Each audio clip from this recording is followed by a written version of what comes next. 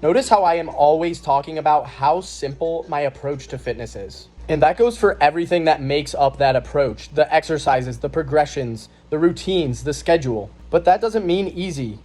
Getting into shape, getting back into shape is never easy because, as with anything of value, it requires discipline and hard work, especially as you get older. But even though it will never be easy, the simplicity of calisthenics is still incredibly valuable because it removes a lot of the barriers for entry. Things like needing to get a gym membership, having to go to the gym, having to buy expensive equipment, having to learn like these complex splits.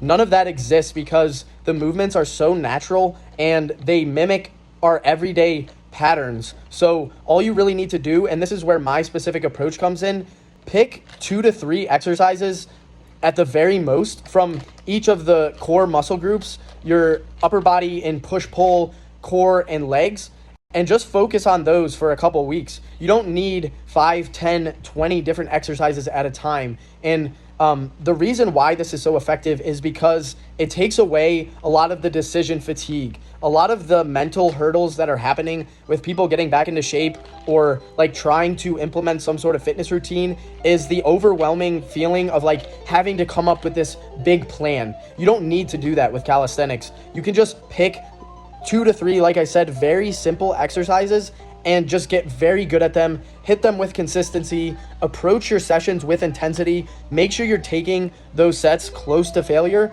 and you really can't go wrong. So if you've just been having mental blockers about like, what do I need to do to get back in shape? I don't even know where to begin. Start with calisthenics, watch a few of my videos, and if you really want to dive deep, go check out my blueprint. It has all the tools that you need, and it's completely free. Go check it out in my bio.